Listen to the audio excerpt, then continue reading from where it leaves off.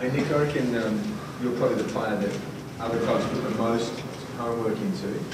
Before a game and you go out there, you just waiting to see what the latest tactic is to try to combat your leap and your centre square work, and then you have to adjust immediately? No, we spend a lot of time during the week thinking of what they are going to plan, and every team does it. We do it as well to try and combat other ruckmen. So once you get out there, you kind of get a feel with how high the umpire's bouncing and what's going on, and then you just learn to cope with it if something does happen. The latest thing seems to be to take your space away, but with your reach, you're still getting over the top. But have you found that that's been the most effective, or how have you found that? And do you think the umpires are doing enough? It's just a matter of changing it up, and the umpires have been doing enough. As Coxie touched on before, if they're not paying the free kicks, then it's all legal. So the umpires have been good this year, and we've brought it to their attention a fair bit. So they're all over it, and I'm pretty confident they'll look for it if it does happen. And we're still getting first hands on the footy, in the middle, so it's not affecting us too much. Good at big conversation when you ask what can and can't be done.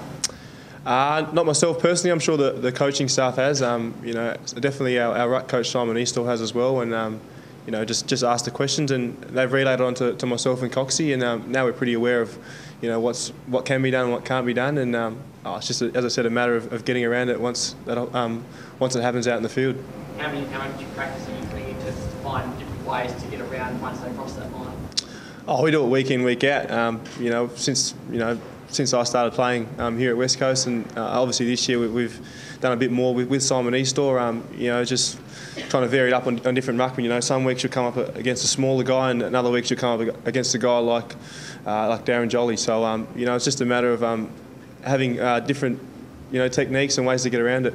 Expecting Goldstein to follow Hales last week instead of Cross?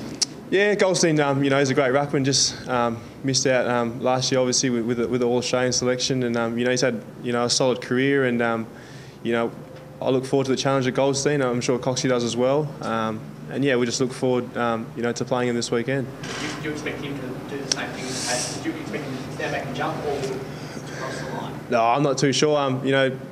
Goldstein jumps pretty high, so I'm sure he'll back himself in and try to win the tap. So I expect him to just to have a clear run and jump at it. Do you look at tapes? Things like Sandylands absolutely took him apart a couple of weeks ago.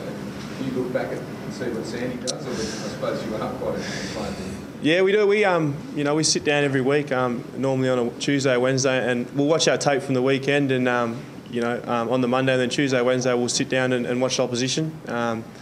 Ways to get around him, but also we just take bits out of their games as well. So I'll sit down and watch a guy like Aaron Sandilands and see what he does well and what works for their midfielders, and then we'll try some of that stuff out at training. So every week we're watching different tapes and seeing what we can change. Goldstein rucks the majority of the game, whereas Coxie obviously share almost 50-50. Is that obviously a good opportunity for you to really sort of push hard and try and work the game? Yeah, it is. We've had that focus all year round, especially when we come up against a team that plays one ruckman or one identified ruckman, and it is an opportunity where we can work them over and push hard forward, and we've been pretty confident in doing it this year and been able to go forward and kick a few goals. So it's something we look to do. 2 weeks ago it was a very special game for you. What do you work out from that game, David? Was it just the goal kicking, like you kicked a couple of extra goals, it would have almost been one of the great games? He did miss a few easy ones. Even kicked a couple on the full, but I don't change much week in, week out. I go in with the same mindset and the same focus, and it was just a pleasure to play here, a night game here at home, and I wouldn't say you get up any different for those games, but you do feel pretty good, running out in front of your home crowd on a night game, and I'll just say the ball kind of fell in my hands a few times and I got a bit lucky, but it's just a few of those goals that I could have finished off to make it an even better game. You get buzz out of the finals? Yeah, I do. I haven't played in finals much in my career. Last year was my first time, and I think about a dozen of us, it was our first finals campaign. So we're pretty excited. Some guys might play it down and say they're not, but we're pretty excited and ready to go. And what better way to start it off than in an elimination final here at home? You challenge yourself to be a big game for knowing play well in September. All the big name players play well in September, and so that's what they're remembered for. And I'm sure every player want to be remembered for that. So you take take a leaf out of guys like Coxie's book and see he steps up week in, week out. But those bigger games where him and Curry and Darren Glass go that next level, something we look to and try to take a bit out of that. So hopefully we can do the same. Dean Cox plays his 250th this week. What does he mean to you?